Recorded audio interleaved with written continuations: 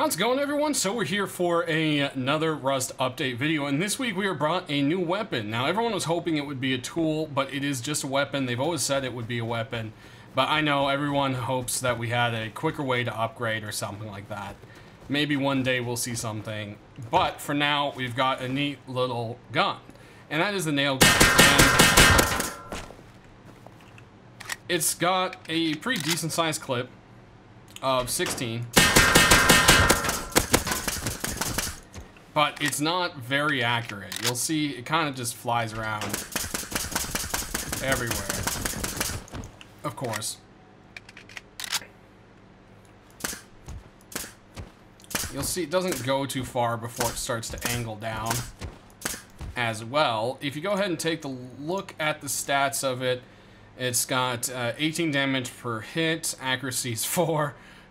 Recoil 7. It doesn't really seem like the recoil is that bad. It doesn't have a very high fire rate, and its range is way down there. So it's really just a way up in your face kind of thing. I mean, I think, yeah, look, the Ioka has more of a range on it. It is a default blueprint as of right now, but requires Workbench 1 to craft. 75 metal fragments, 15 scrap.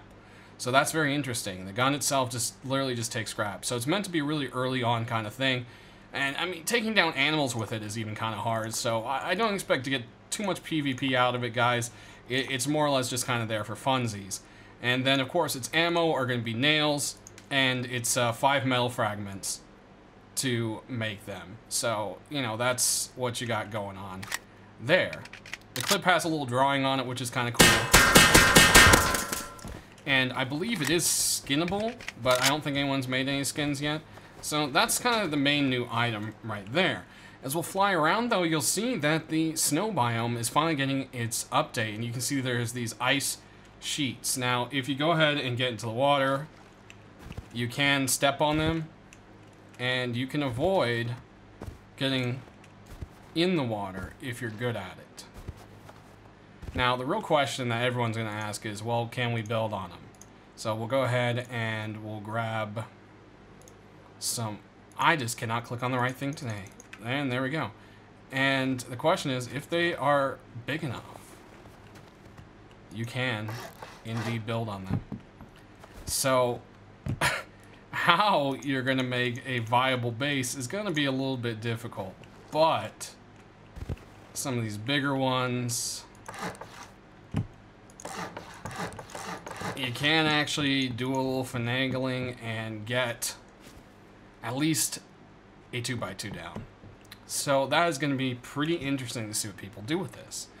Now, these aren't the only buildable things. As you'll see, the ice biome or snow biome is actually quite large. There's all these little floats you can build up on. And then there's the icebergs themselves that these floats lead to. And of course, these can be built on.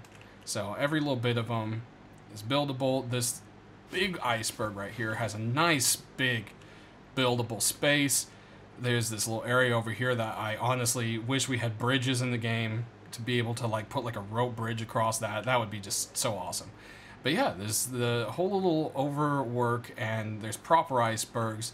There's kind of more legitimate ways up to them. And you'll see, you know, there's a variety of different ones. And it goes out for a while. I mean, you can actually kind of build a base way out here on these little ice sheets. And there's a couple different types of icebergs you'll see. Some of these aren't as easy to get up on, but they've got, you know, unique shapes. There's little boats wedged up in between some of them. There's one over here, I think, that has like, yeah, another nice flat top one. You've got these over here with like a container and another boat, a little archway that's pretty cool looking. So yeah, and I mean, you can build up on these. So there's going to be some really creative builds I'm looking forward to seeing people come up with. There'll be some really neat stuff. We got like another little boat float one over here. But yeah, that pretty much does it for the environmental changes here. You will see in the logs that they're slowly working on the progression where the higher tier loot spawns north and lower tier stuff spawns south. And Rattowns now spawn in that same order. So things like the harbor and so forth should be towards the bottom of the map, where things like launch site and military tunnels will be up top, which is kind of neat. Next up to loot changes, there are now the chance of 2 military, or, elite crates spawning in the military tunnels. I've noticed that they usually spawn here, but for some reason right now, I've been waiting for a while, and they don't seem to be showing up. So I don't know if that's bugged with the current build that I am on, because I am on the staging branch. But yes, that is a new loot adjustment there.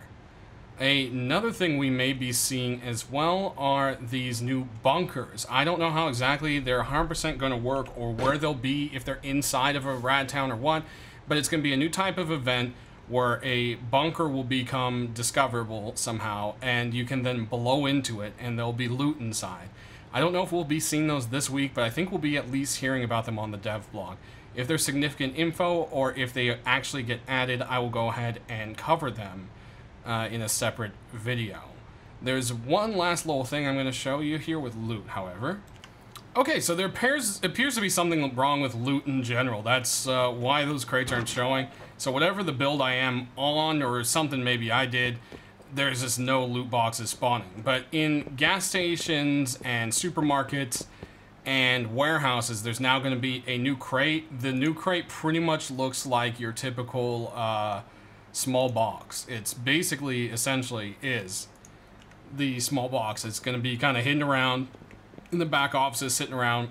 It has a little bit of a different color to it, and it has stuff that you'd want to learn for blueprints. So things like a shop front and a spinning wheel, whatever. It kind of has like the junk, but you still need to learn them kind of things in it, from what I've noticed. I haven't really seen the full patch notes on it.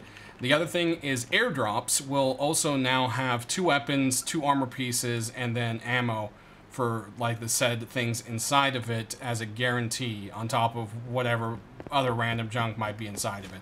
So that's another attempt to kind of make them a little bit better. They are still, however, mostly going to be, you know, the more basic weapons, kind of. They're not going to be anything like super crazy good. It's going to be weighted on the lower tier kind of items, more or less. But yeah, those are kind of the changes right now, guys. If anything else more comes out, we'll be sure to cover it. Thanks for watching, and hope you enjoyed this video.